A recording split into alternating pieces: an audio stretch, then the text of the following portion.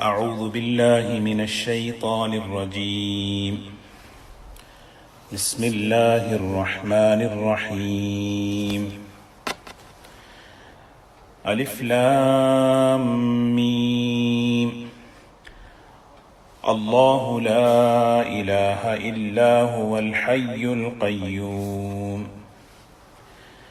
نزل عليك الكتاب بالحق مصدقا لما بين يديه وأنزل التوراة والإنجيل من قبل هدى للناس وأنزل الفرقان.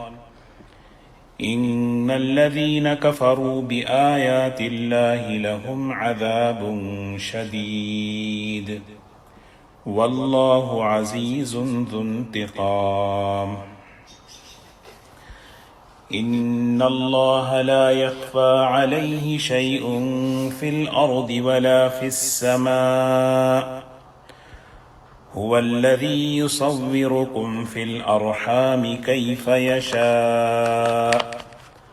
لا إله إلا هو العزيز الحكيم.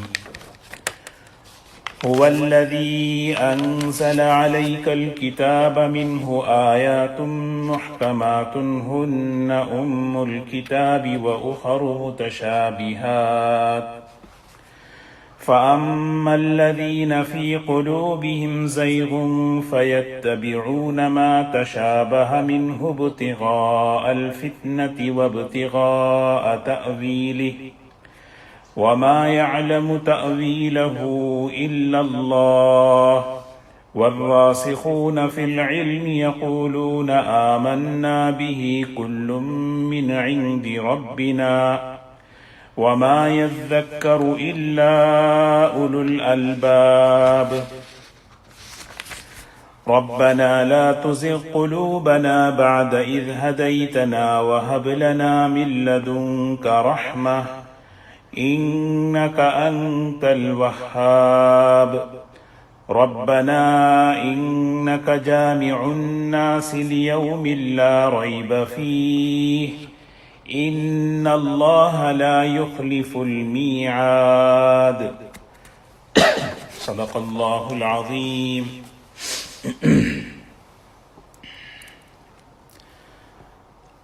الحمدللہ سورہ بقرہ مکمل ہوئی اور قرآن پاک کی یہ تیسری سورت سورہ آل عمران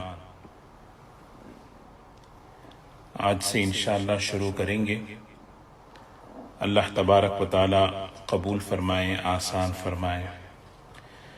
یہ سورہ آل عمران مدینہ منورہ میں نازل ہوئی ہے. اس اعتبار سے یہ سورت مدنی صورتوں میں آتی ہے. اس سورت میں 200 آیتیں ہیں اور 20 رکوع ہیں. جس طرح سورہ بقرہ کو اللہ تعالیٰ نے الف لام میم سے شروع فرمایا اور آخر میں دعاؤں پر ختم فرمایا.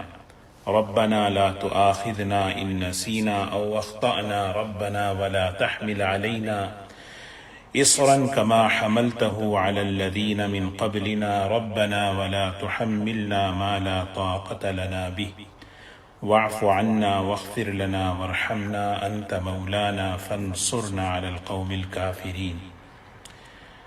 اسی طرح سورہ آل عمران کو اللہ تعالیٰ نے الف لام میم سے شروع فرمایا اور اس سورت کو بھی دعاؤں پر مکمل فرمایا. قرآن پاک کی یہ بڑی سورتوں میں سے ہے سورہ بقرہ اور سورہ آل عمران. گزشتہ مجلس میں یہ بات عرض کی گئی کہ اصل میں سورہ فاتحہ کی یہ تفسیر ہے. اللہ تبارک و تعالیٰ نے 2 گمراہیوں سے اس امت کو بچانے کے لیے اتنی تفصیل سے اللہ تعالیٰ نے پچھلی قوموں کی تاریخ کو بیان کیا. سورہ بقرہ کی تفصیل گزر چکی، اب سورہ آل عمران ہے. اس سورت کا نام حضرت عمران جو حضرت عیسیٰ علیہ السلام کے نانا جان تھے، حضرت مریم کے والد تھے، ان کے نام پر اس سورت کو رکھا گیا. اگلی آیتوں میں اس واقعے کی تفصیل بھی آئے گی۔ بنی اسرائیل میں دو بڑے مشہور بزرگ گزرے ہیں عمران کے نام پر۔ ایک حضرت موسیٰ علیہ السلام کے محترم والد کا نام بھی عمران تھا، اور دوسرا حضرت عیسیٰ علیہ السلام کے نانا کا نام عمران تھا۔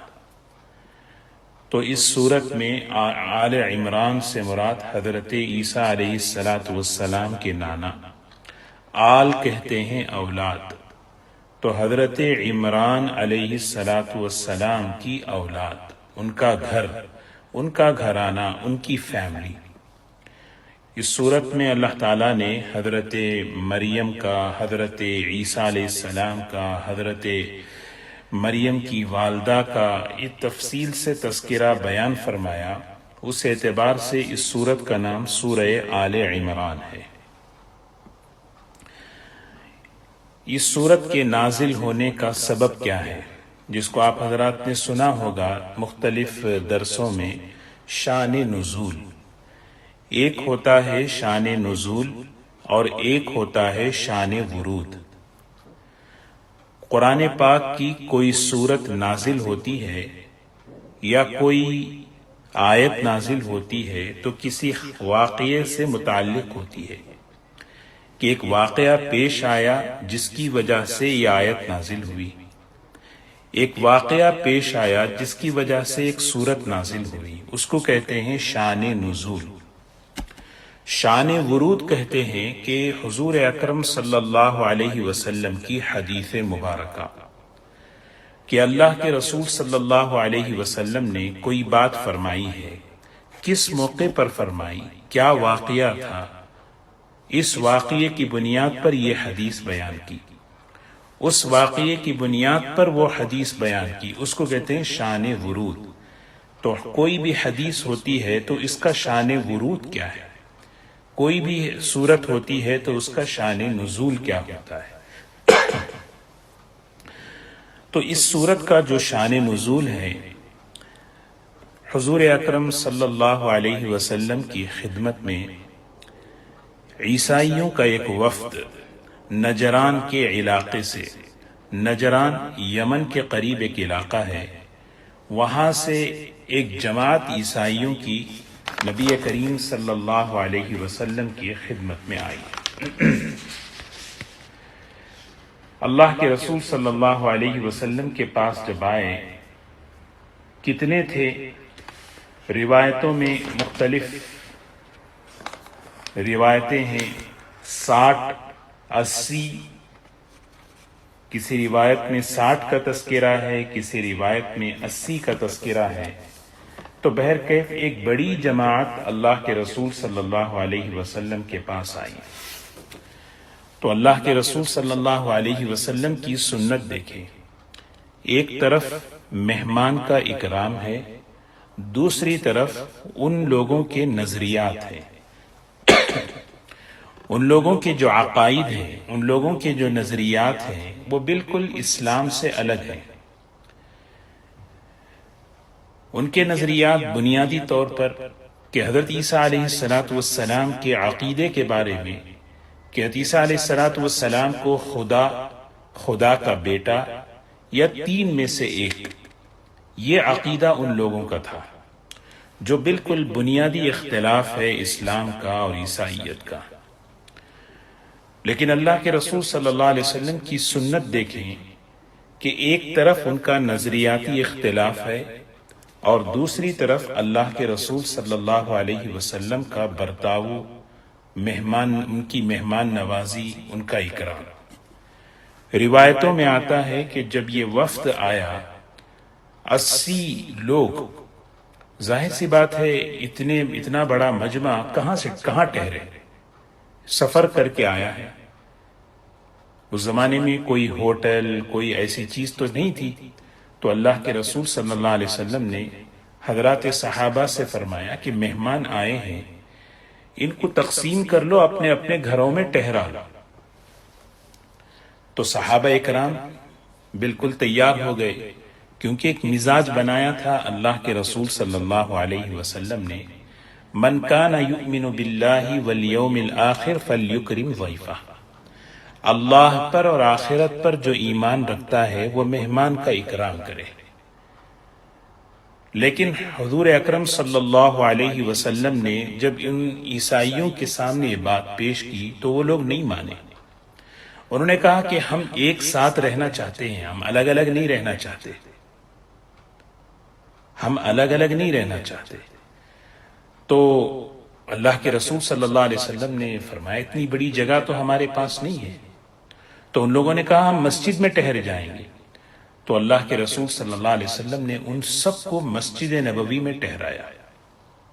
باقاعدہ وہ لوگ مسجد میں ٹھہرے رہے، قیام کیا، وہاں پہ آرام کیا، وہاں پہ کھاتے رہے، اور انہوں نے اس موقع پہ کہا کہ جب ہمیں عبادت کا وقت آئے، ہماری نماز کا وقت آئے، تو ہم آپ کے طریقے پر یعنی بیت اللہ کی طرف کھڑے ہو کر رخ پر ہم کھڑے ہو کر نماز نہیں پڑھیں گے، عبادت نہیں کریں گے، بلکہ اپنے رخ کو ہم بیت المقدس کی طرف کریں گے۔ تو اللہ کے رسول صلی اللہ علیہ وسلم نے فرمایا ٹھیک ہے، تمہارا عمل ہے۔ تو ان کی عبادت کا جب وقت آیا تو وہ لوگ بیت المقدس کی طرف کھڑے ہو کر عبادت کرتے تھے، اور وہاں پر اور اس قیام کے دوران انہوں نے حضور اکرم صلی اللہ علیہ وسلم سے کھل کر بات کی۔ دیکھیے بات کرنے کا جو طریقہ ہے، اہل باطل سے بات کس طریقے سے کیا جائے۔ ایک تو ہے کہ ان کے ساتھ اکرام کرنا، ان کے ساتھ برتاؤ اخلاق کا ہو، یہ اللہ کے رسول صلی اللہ علیہ وسلم کی سنت بتاتی ہے۔ آپ نے ان کو کھلایا پلایا، اچھی جگہ ٹھہرایا اور اکرام کیا، لیکن جہاں تک بات نظریات کی تھی، عقیدے کی تھی، اس میں تو اختلاف ہے، اور جب بات کی تو آپ نے مکمل دلائل سے بات کی، اور دلائل بھی مضبوط طریقے سے۔ دلیل مضبوط ہونی چاہیے، بات جو ہے بات کا طریقہ صحیح ہونا چاہیے۔ یہ اللہ کے رسول صلی اللہ علیہ وسلم نے یہ سکھایا ہے۔ بات جب کریں تو دلیل مضبوط ہو، لہجہ مضبوط نہیں۔ آدمی اپنے لہجے کو، اپنے بات کو جو ہے نا بہت سختی سے پیش، دلائل کو سختی سے پیش، مضبوطی سے پیش کرنا، اور بات کرنے کا طریقہ بالکل، برتاؤ کا طریقہ اپنی جگہ۔ یہ اللہ کے رسول صلی اللہ علیہ وسلم کی مبارک سیرت میں ہمیں سیکھنے کو ملتا ہے، کیونکہ ہم لوگ جو ہے مختلف لوگوں سے جن کے نظریات، جن کے عقیدے بالکل الگ ہوتے ہیں، ہم ان سے ملتے جلتے رہتے ہیں، تو ہمارا برتاؤ، ہمارا اکرام اب ان کے ساتھ انسانیت کی بنیاد پر الگ ہونا چاہیے۔ لیکن جہاں بات آئے نظریات کے اختلاف پر، عقیدے پر، وہاں اللہ تعالیٰ نے اگر علم دیا ہے تو بہت ٹھوس طریقے سے۔ تو اس جماعت میں 3 بڑے لوگ تھے، ایک سردار اور ایک بڑے عیسائی عالم بھی تھے، 3 بڑے لوگ۔ یہ آگے بڑھ کر آگے آ کر حضور صلی اللہ علیہ وسلم سے بات چیت کر رہے تھے۔ تو اللہ کے رسول صلی اللہ علیہ وسلم نے جب بات آئی حضرت عیسیٰ علیہ السلام پر، تو اس موقع پر آپ نے مضبوط طریقے سے دلیل پیش کی۔ ایک دلیل آپ نے یہ دی کہ دیکھو عیسیٰ علیہ السلام پر اللہ نے کتاب اتاری ہے۔ وہ کون سی کتاب ہے؟ انہوں نے کہا انجیل۔ اچھا تم مانتے ہو؟ جی۔ کتاب جس پر اتاری جائے وہ خدا ہو سکتا ہے؟ خدا وہ ہے جو کتاب اتارے، خدا وہ ہے جو کتاب اتارے، خدا وہ نہیں ہے جس پر کتاب اتاری جائے۔ تو عیسیٰ علیہ السلام پر کتاب اتاری گئی ہے، ان لوگوں کا بھی اس پر ایمان اور عقیدہ ہے۔ پھر اس کے بعد حضور صلی اللہ علیہ وسلم نے ان سے کہا کہ عیسیٰ علیہ السلام کھاتے تھے پیتے تھے؟ انہوں نے کہا جی کھاتے پیتے تھے۔ تو فرمایا جو شخص کھائے اور پیے وہ خدا نہیں ہو سکتا۔ اچھا پھر فرمایا کہ عیسیٰ علیہ السلام کی آپ نے صاف فرمایا کہ عیسیٰ علیہ السلام پر موت آئے گی، اسلام ہمارا یہ عقیدہ ہے کہ عیسیٰ علیہ السلام کو اللہ تعالیٰ نے زندہ آسمان پر اٹھا لیا ہے، لیکن اللہ کے رسول صلی اللہ علیہ وسلم نے کیونکہ عیسائی عقیدہ یہ ہے کہ عیسیٰ علیہ السلام کو سولی پر چڑھا دیا گیا، پھر اللہ نے ان کو دوبارہ زندہ کیا، پھر ان کو اٹھا لیا، تو سولی پر وہ چڑھ گئے۔ اللہ کے رسول صلی اللہ علیہ وسلم نے جب بات پیش کی، دلیل پیش کی، یہ نہیں کہا کہ عیسیٰ علیہ السلام پر موت آ چکی، آپ نے فرمایا عیسیٰ علیہ السلام پر موت آئے گی، انہوں نے کہا ہاں موت آئے گی، وہ تو موت آنے والی ہے، تو جو خدا ہے اس پہ موت کیسے آئے گی؟ اللہ وہ ہے، خدا وہ ہے جو ہمیشہ سے زندہ ہے، ہمیشہ زندہ رہے گا۔ تو بات چیت جب ہوتی رہی، اللہ کے رسول صلی اللہ علیہ وسلم اس قافلے والوں کو مضبوط دلائل کے ساتھ اللہ کی وحدانیت اور اللہ کی الوہیت پر بات کرتے رہے، اور عیسیٰ علیہ السلام اللہ کے بندے اور اللہ کے رسول پیغمبر یہ سمجھاتے رہے وہ اللہ کے بیٹے نہیں ہیں اور اللہ خدا نہیں ہے وہ۔ تو یہ لوگ جب دلائل میں ان کے پاس بات بن نہیں پڑی تو انہوں نے کہا کہ نہیں ایسا نہیں ہو سکتا، تو اللہ کے رسول صلی اللہ علیہ وسلم نے فرمایا کہ چلو مباہلہ کریں۔ مباہلہ آگے اسی صورت میں اس واقعے کا بھی تذکرہ ہے۔ مباہلہ کہتے ہیں کہ دونوں فریق ایک جگہ میدان میں جمع ہو جائیں اور کہیں کہ ہم میں سے جو شخص جھوٹا ہے اس پر اللہ کی طرف سے پکڑ آ جائے۔ تو اس میں جو عیسائی عالم تھے انہوں نے کہا، انہوں نے بڑی سمجھداری سے کام کیا، کہنے لگا نہیں یہ کام مت کرو۔ چنانچہ اس موقع پر صلح ہوئی اور واپس ہوئے۔ تو اس موقع پر اللہ تبارک و تعالیٰ نے یہ سورہ آل عمران نازل فرمائی، جس میں اللہ تعالیٰ نے اپنی وحدانیت کے، اپنی صفات کا تذکرہ فرمایا کہ اللہ کون ہے، خدا کون ہے، خدا بننے کے لائق کون ہے۔ کیا عیسیٰ علیہ السلام خدا ہیں، خدا کے بیٹے ہیں، یا تین میں کے ایک ہیں؟ عقیدہ تثلیث اس کا بالکل رد فرمایا ایک جملے کے اندر۔ دیکھیں بسم اللہ الرحمن الرحیم، الف لام میم، اللہ تعالیٰ ہی اس کی مراد کو بہتر جانتے ہیں۔ اللہ لا الہ الا ہو، اللہ لا الہ الا ہو، اس کے سوا کوئی عبادت کے لائق نہیں۔ اللہ لا الہ الا ہو، اللہ تعالیٰ کون ہے، اس کا اللہ تعالیٰ کا تعارف کرا رہے ہیں۔ اللہ کون ہے، اللہ نے اپنا تعارف فرمایا ہے۔ اللہ نے قرآن پاک میں اپنی تعریف بھی بیان کی، اپنا تعارف بھی بیان کیا۔ اللہ کون ہے، یہ سب سے پہلے فرمایا اللہ کون ہے۔ اللہ لا الہ الا ہو، اللہ وہ ہے اس کے سوا کوئی عبادت کے قابل نہیں۔ عبادت کے قابل بننے والی ذات کون ہو سکتی ہے؟ پھر آگے فرمایا الحی القیوم، الحی القیوم، سبحان اللہ۔ یہ دو بڑے طاقتور صفات۔ اللہ کون ہے؟ جو الحی ہے، جو زندہ ہے، ہمیشہ سے زندہ ہے، ہمیشہ زندہ رہنے والا ہے۔ زندگی جہاں جہاں بھی زندگی پائی جاتی ہے یہ صرف اور صرف اللہ تبارک و تعالی کے دینے سے ہے۔ القیوم، تھامنے والا ہے، سنبھالنے والا ہے، ساری کائنات کو، آسمان اور زمین اور اس کے درمیان کی تمام چیزوں کو سنبھالنے والا، تھامنے والا۔ ظاہر سی بات ہے جو تھامنے والا ہے وہ نیند سے، سونے سے، تھکنے سے پاک ہے۔ حضرت عیسیٰ علیہ السلام کو نیند آتی تھی، سوتے تھے، لہذا خدا نہیں ہو سکتے۔ یہ دو بڑے طاقتور صفات ہیں، اللہ لا الہ الا ہو، الحی القیوم۔ سورہ بقرہ میں آیت الکرسی میں بھی یہ بات گزر چکی ہے۔ یہ جملے اللہ کو بہت پسند ہیں۔ حضور اکرم صلی اللہ علیہ وسلم نے حضرت فاطمہ رضی اللہ تعالی عنہا سے فرمایا، فاطمہ اللہ کو پکارو تو اس طرح پکارو، یا حی یا قیوم برحمتک استغیث اصلح لی شأنی کلہ ولا تکلنی الی نفسی طرفۃ عین۔ یہ ہمیں اپنی دعاؤں میں اس کو شامل کرنا ہے۔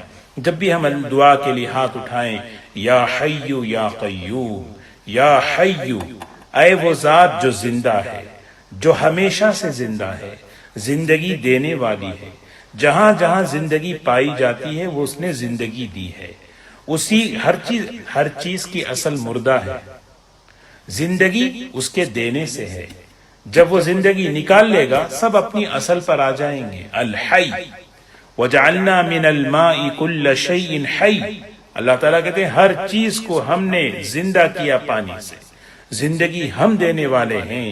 الحی اللہ تعالیٰ کی صفت ہے۔ یا حی یا قیوم برحمتک نستغیث، قیوم، قیوم کے معنی ہے سنبھالنے والا، سنبھالنا، کائنات کے نظام کو سنبھالنا، کائنات کے نظام کو۔ یہ عقل سے سمجھا رہے ہیں، عقل سے تو اللہ کے ایک ہونے کی، عبادت کے لائق، عبادت جس کی جائے، وہ کون ہے؟ وہ کون ہے؟ وہ ذات زندہ ہے۔ وہ دیکھو میں بھی زندہ ہوں لیکن میں اپنی زندگی میں کسی اور کا محتاج ہوں۔ کون ہے؟ اللہ کا محتاج ہوں میں اپنی زندگی میں، اللہ کا محتاج۔ اللہ تبارک و تعالی ایسے زندہ ہیں کہ وہ اس میں کسی کا محتاج نہیں ہے۔ دنیا میں جتنی چیزیں ہیں، اپنے وجود میں، اپنی بقا میں، ہر چیز میں وہ اللہ کے محتاج ہیں، اللہ کے محتاج ہیں۔ اللہ وہ ہے جو اپنے وجود میں کسی کا محتاج نہیں، وہ قائم بالذات، وہ ہمیشہ سے قائم ہے، سنبھالنے والا ہے۔ آسمان کو کسی نے تھاما ہوا ہے، زمین کو کسی نے تھاما ہوا ہے، ستارے اور سیاروں کو کسی نے تھاما ہوا ہے۔ کون ہے؟ اللہ نے تھاما ہوا ہے۔ ہر چیز اس کا کوئی سنبھالنے والا، لیکن اللہ کی ذات کیا ہے؟ اللہ وہ ہے جو سنبھالنے والا ہے اور وہ خود قائم ہے۔ اللہ لا الہ الا ہو الحی القیوم۔ پھر فرمایا نزل علیک الکتاب بالحق، نزل علیک الکتاب، اے نبی جی آپ پر کتاب کو نازل کیا گیا۔ اللہ تعالیٰ نے آپ کے پاس قرآن پاک کو نازل فرمایا، بالحق، بالحق، سچی کتاب، حق کے ساتھ، حق کے ساتھ کے معنی سچی کتاب، واقعیت کے ساتھ۔ جس پر کتاب اتاری جاتی ہے وہ کیا ہے؟ وہ حکم کا محتاج ہوتا ہے۔ کتاب، جیسے میں نے عرض کیا، کتاب بھیجنے والا اللہ ہے، جس پر کتاب اتاری گئی وہ حکم کا محتاج ہے۔ عیسیٰ علیہ السلام پر کتاب اتاری گئی، حضور اکرم صلی اللہ علیہ وسلم پر کتاب اتاری گئی۔ نزل علیک الکتاب بالحق مصدقا لما بین یدیہ۔ اللہ کے کلام کی عظمت دیکھیں، اللہ کے کلام کی عظمت یہ ہے، مصدقا لما بین یدیہ، تصدیق کرتی ہے اگلی کتابوں کی۔ جتنی کتابیں اللہ نے آسمان سے اتاری ہیں، چاہے وہ تورات ہو، زبور ہو، انجیل ہو، چاہے وہ صحیفے ہوں، جتنے بھی ہیں، جتنی کتابیں اللہ نے بھیجی انبیاء علیہ السلام پر، ان سب کی تصدیق کرنے والی۔ کیا مطلب؟ یہ ایک کسوٹی ہے، ایک کسوٹی ہے، پرکھنے والی چیز ہے۔ اور جتنی کتابیں، وَأَنزَلَ التَّوْرَاةَ وَالْإِنجِيلَ، اللہ تعالیٰ نے تورات کو بھی نازل کیا اور انجیل کو بھی نازل کیا، مِن قَبْلُ هُدًى لِلنَّاسِ، اس سے پہلے لوگوں کی ہدایت کے لیے، اس سے پہلے لوگوں کی ہدایت کے لیے اللہ نے تورات کو نازل کیا، انجیل کو نازل کیا۔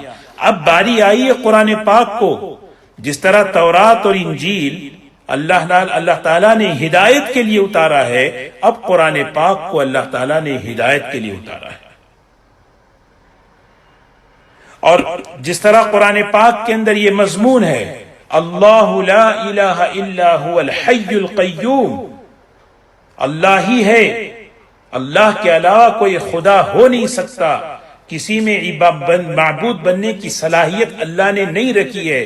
یہ بات صرف قرآن پاک میں نہیں ہے، یہ بات تورات میں بھی ہے، یہ بات انجیل میں بھی ہے، یہ بات تمام آسمانی کتابوں میں ہے، کیونکہ تمام انبیاء علیہ السلام کا اور تمام آسمانی کتابوں کا خلاصہ توحید ہے کہ اللہ ایک ہے، اپنی ذات میں، اپنے صفات میں کوئی اس کا شریک نہیں، اسی کی عبادت کی جائے۔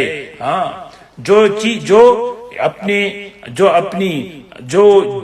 اپنی قدرت میں، اپنے علم میں، اپنے صفات میں ناقص ہو، وہ یہ مقام حاصل نہیں کر سکتا۔ اللہ کو عبادت کے اللہ لا الہ الا ہو، عبادت کے لائق تو صرف اللہ ہے۔ کیوں؟ اس لیے کہ ان کے جو صفات ہیں وہ صفات اس قابل ہیں، اور اس صفات پہ کوئی شریک نہیں ہو سکتا، ان صفات تک کوئی پہنچ نہیں سکتا۔ کوئی انسان دیکھتا ہے، دیکھنے میں وہ چیز کا محتاج ہے، سنتا ہے، سننے میں وہ محتاج ہے، بولتا ہے، بولنے میں وہ محتاج ہے۔ اللہ تعالیٰ سمیع ہیں، اللہ بصیر ہیں، سننے والا، دیکھنے والا، جاننے والا، لیکن اللہ کسی کے محتاج نہیں، اپنی قدرت سے سنتے ہیں، اپنی قدرت سے دیکھتے ہیں، اپنی قدرت سے جانتے ہیں، اس کی قدرت کامل ہے۔ اللہ لا الہ الا ہو الحی القیوم نزل علیک الکتاب بالحق، نزل علیک الکتاب بالحق۔ قرآن پاک کی عظمت کو بیان کیا جا رہا ہے۔ پچھلی جتنی کتابیں اللہ تعالیٰ نے اتاری ہیں، ان کتابوں کو بدل دیا گیا، اس کے الفاظ کو، اس کے مضمون کو بدل دیا گیا۔ ہاں، کیسے پہچانے کہ یہ کتاب صحیح ہے، کیسے پہچانے کہ یہ مضمون صحیح ہے؟ قرآن پاک کے مضمون سے جوڑو۔ اگر یہ بات قرآن پاک سے ٹکراتی ہے تو اس کو الگ کر دو، لیکن اگر کوئی بات قرآن پاک سے میچ کرتی ہے، کیونکہ اللہ تعالیٰ کریں مصدقا مہیمنا مصدقا لما بین یدی، اللہ کی کتاب تصدیق کرتی ہے ان کتابوں کی جو پچھلے پیغمبروں پر اتاری گئی ہیں۔ نزلہ کے معنی ہے دھیرے دھیرے اتارنا۔ حضور اکرم صلی اللہ علیہ وسلم پر قرآن پاک کو 23 سال کے عرصے میں دھیرے دھیرے نازل فرمایا، اور جہاں بات آئی تورات اور انجیل کی، وہاں فرمایا انزل التورات والانجیل۔ اللہ تعالیٰ نے انزلہ کہتے ہیں بیک وقت دے دینا، تورات کو بیک وقت دے دیا، انجیل کو بیک وقت دے دیا۔ وانزل الفرقان ان الذین کفروا بآیات اللہ۔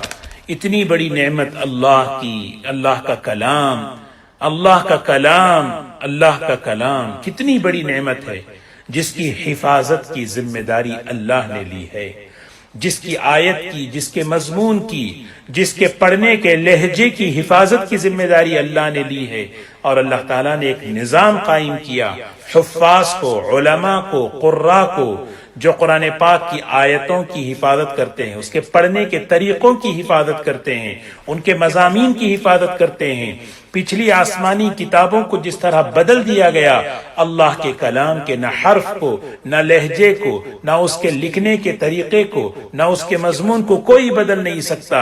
اتنی بڑی نعمت اللہ نے قرآن پاک کی شکل میں عطا فرمائی، لیکن جو آدمی ناقدری کرتا ہے، ناشکری کرتا ہے، اس کتاب سے راہ رہبری نہیں لیتا، اس کتاب سے ہدایت حاصل نہیں کرتا، اللہ تعالیٰ کہہ رہے ہیں میں تو زبردست بدلہ لینے والا ہوں۔ ان الذین کفروا بآیات اللہ، جو لوگ اللہ کی آیتوں کا انکار کرتے ہیں، لہم عذاب شدید، ان کے لیے تو سخت عذاب ہے، ان کے لیے بڑا سخت عذاب ہے، بڑی سخت سزا ہے۔ واللہ عزیز، اللہ تعالیٰ غلبے والے ہیں۔ اللہ جب کسی کو پکڑتے ہیں کوئی اسے پوچھ نہیں سکتا، کوئی اسے جو روک نہیں سکتا، اور ذو انتقام، اور اللہ تعالیٰ بدلہ لینے والے ہیں۔ اللہ تعالیٰ کی صفات کو بیان کیا جا رہا ہے. اللہ تعالیٰ کے یہ صفات ہیں، یہ صفت حیات، صفت قیومیت، صفت قدرت، یہ اللہ تعالیٰ کی صفات کو ابتدا میں بیان کر رہے ہیں تاکہ انسان اپنا عقیدہ درست کر لے، اپنا ایمان درست کر لے. اللہ تبارک و تعالیٰ کون ہیں؟ وہ جو اپنے صفات میں کامل ہیں، اپنی ذات میں، اپنے صفات میں اس کا کوئی شریک نہیں. پھر آگے اللہ تعالیٰ کی صفت قدرت کو اور صفت علم کو بیان فرمایا. هو الذی یصورکم ان اللہ لا یخفى علیہ شیء فی الارض ولا فی السماء. سبحان اللہ، یہ اللہ کا علم دیکھو، یہ اللہ کا علم کیسا ہے. انسان کا علم، انسان کے پاس جو علم ہے وہ اللہ کے دینے سے ہے، کیونکہ انسان جاہل بن کے پیدا ہوتا ہے. لا تعلمون شیئا، کسی چیز کو ذرہ برابر بھی تم نہیں جانتے تھے. وجعل لكم السمع والابصار والافئدہ، اس نے بولنے، سننے، دیکھنے کی قوت اس نے تمہیں دی ہے. اللہ تبارک و تعالیٰ نے اپنے علم کو بیان کیا. خدا کون ہو سکتا ہے؟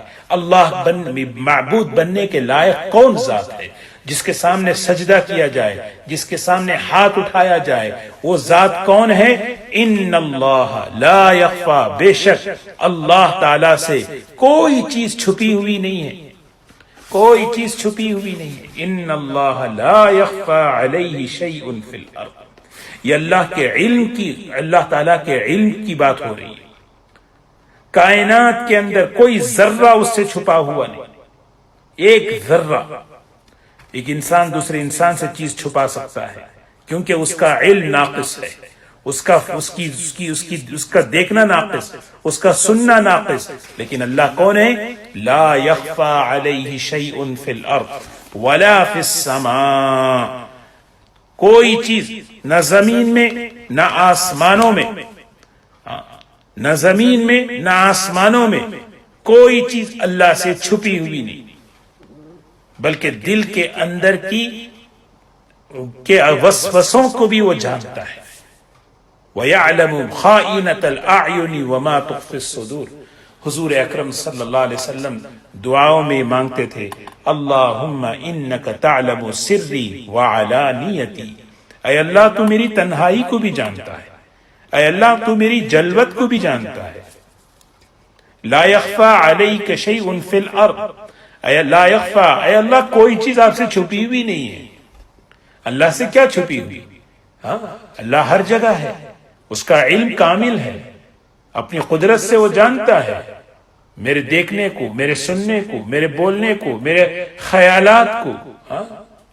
ان اللہ لا یخفى علیہ شیء فی الارض ولا فی السماء.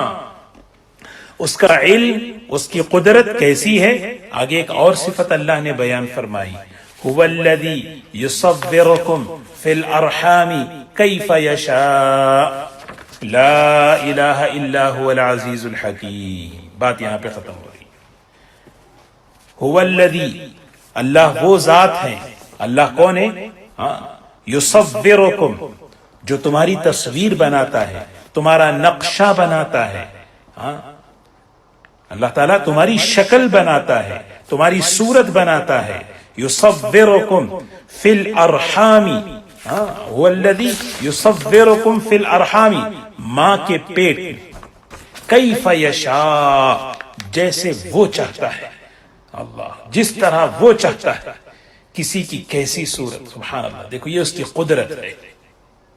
ذرا غور کریں. اسی لیے اللہ تعالیٰ کے ناموں میں ایک نام ہے المصور. مصور کے معنی شکل بنانے والا، صورت بنانے والا.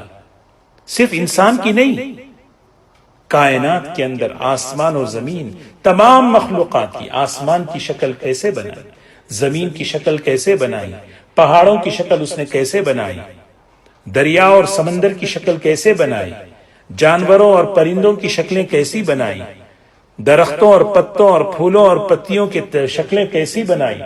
انسان کیسے رشک کی نگاہ دیکھتا ہے پہاڑوں پر، برف پر، سمندر پر. سبحان اللہ، پتوں پر، پتیوں پر، پھول اور پھل پر کیسے. سب دیکھو صحیح، یعنی 10 اگر 10 ہیں تو 10 کے 10 الگ الگ ہیں. اللہ کے خزانوں میں شکلوں کے خزانے اللہ کے پاس ہیں. شکل کے خزانے اللہ کے پاس. ایک آم دوسرے آم سے ملتا نہیں، ایک سیب دوسرے سیب سے نہیں ملتا. اسی طرح آ جائیں اپنے انسان پر. آدم علیہ السلام سے لے کر آج تک اور آج سے لے کر قیامت تک انسانوں کی پیدائش کا سلسلہ چل رہا ہے. ہر انسان دنیا میں آتا ہے 2 ہاتھ 2 پیر لے کر اور ہاتھوں کی انگلیاں لے کر، انگلیوں پہ نشانات لے کر، اس کی آنکھیں الگ، 2 آنکھیں، 2 کان، زبان، دانت. سبحان اللہ. آج تو دنیا میں ایک سائنس تو یہ ثابت کر رہی ہے ایک کی فنگر پرنٹ دوسرے سے نہیں مل سکتی، ایک کی آنکھیں دوسرے سے نہیں مل سکتی. کیسی قدرت ہے اللہ کی. المصور ہے اللہ، شکل بنانے والا. اچھا کوئی انسان کہ میں بھی انسان جب کسی چیز کی شکل بناتا ہے کتنی چیزوں کا محتاج ہوتا ہے. قلم کا محتاج، چیزوں کا محتاج، روشنی کا محتاج. ان سب چیزوں میں اللہ تعالیٰ شکل کیسے بنا رہے. یصورکم فی الارحام، ماں کے پیٹ میں. سبحان اللہ. ماں کے پیٹ میں 3 اندھیریوں میں، اور ایک پانی کے قطرے پر، اس پر اللہ پانی پر کوئی شکل بنایا، کوئی بنا ہی نہیں سکتا. کاغذ پر بنا سکتا ہے، پتھر پر بنا سکتا ہے، چیزوں پہ شکل بنا سکتے ہیں.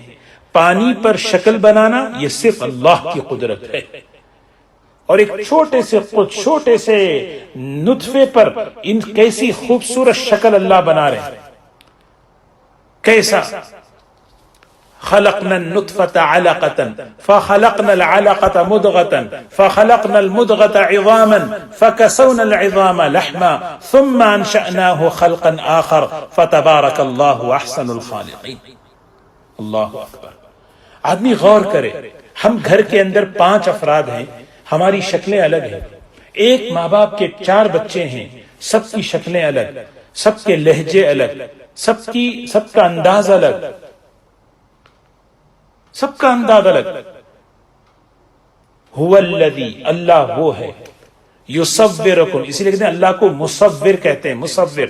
اور اللہ تعالیٰ نے قرآن پاک میں فرمایا فاحسن صورکم، ہم نے تمہاری شکل بنائی اور سب سے بہترین شکل بنائی. ہر انسان سب سے بہترین، ہر انسان سب سے خوبصورت، ہر انسان. ایسے نہیں کسی کا رنگ سیاہ ہوتا ہے، اللہ نے اس میں بھی کشش رکھی ہے. اللہ تعالیٰ نے کیسے خوبصورت بنایا. المصور ہے اللہ. پانی پہ شکل. خلقنا النطفة علقة فخلقنا العلقة مضغة فخلقنا المضغة عظام فكسونا العظام لحما ثم انشأناه خلقا آخر فتبارك الله احسن الخالقين. فتبارك اللہ، کیسے اللہ کی ذات بابرکت ہے، کیسی بلند اور بابرکت ذات ہے، کیسے خوبصورت پیدا کرنے والے اللہ ہیں.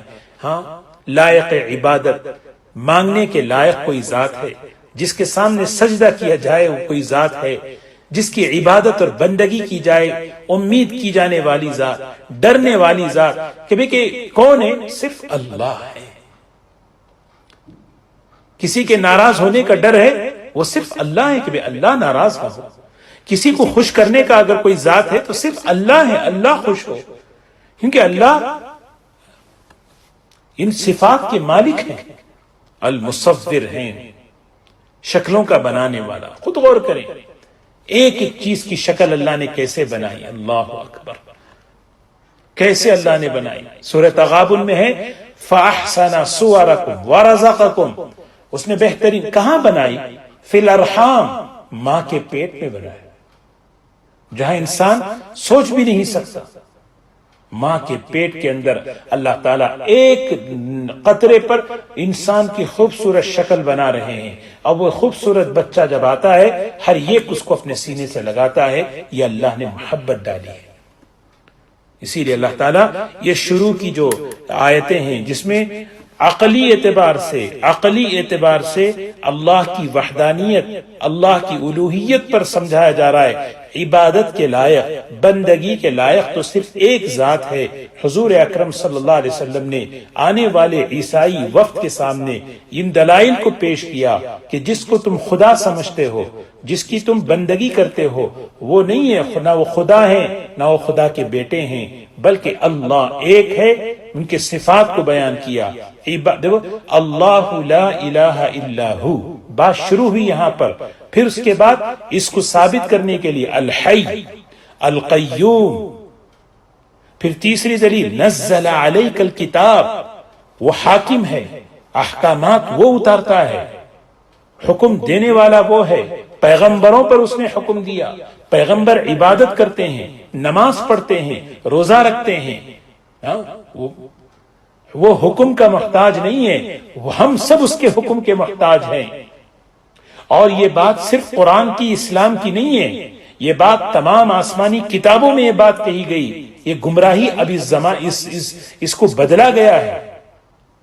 عیسیٰ علیہ السلام خدا اور خدا کے بیٹے ہیں، یہ اس کو بدلا گیا ہے، ورنہ تو جو کتاب تورات، جو کتاب انجیل ہے، اس میں بھی یہ بات بیان کی گئی، اللہ لا الہ الا ہو، الحی اللہ، القیوم اللہ۔ پھر اس کے بعد اس کا علم اتنا بڑا، لا یخفا، کسی کو بھی کسی کی عبادت، کسی کے سامنے سر جھکاتے ہیں، کسی کی عبادت کرتے ہیں تو آدمی سوچے کیا وہ جانتا ہے؟ وہ خود اپنے حال کو کل نہیں جانتا، وہ خود اپنے کل کو نہیں جانتا، تو آدمی اس کی کیا عبادت کرے؟ اللہ کا علم کیا ہے؟ لا ولا یحیطون بشیء من علمہ، اللہ کا علم تو گھیرا ہوا ہے، سبحان اللہ۔ لا يخفى عليه شيء في الارض ولا في السماء، ذرہ ذرہ اس سے چھپا ہوا نہیں ہے، ذرہ ذرہ اس سے چھپا ہوا نہیں ہے۔ وہ یہ یقین ہوتا ہے آدمی اللہ کے سامنے ہاتھ اٹھاتا ہے، اللہ وہ ہے جو میرے آج کو، میرے مستقبل کو، میرے آنے والے حالات کو جانتا ہے۔ هو الذي يصوركم في الارحام كيف يشاء، كيف يشاء، كيف، ماں باپ کا اختیار نہیں ہے، ماں باپ کا، ماں جس کے پیٹ میں 9 مہینے، اور یصورکم کیسے؟ بتدریج، ایسا نہیں کہ 9 مہینے اچانک ایک ہی دن میں بچہ آ گیا اور پھر جو ہے ولادت ہو گئی، نہیں، دھیرے دھیرے، ماں کو ذرا بھی مشقت نہ ہو، تکلیف نہ ہو، یصورکم، صور یصور تصویرا، دھیرے دھیرے دھیرے اس شکل کو بناتا جا رہا ہے، اس پر جو ہے ہڈیوں پر گوشت، اس پر جو ہے پھر چمڑا، سبحان اللہ، 9 مہینے تک اس کا تخلیقی نظام۔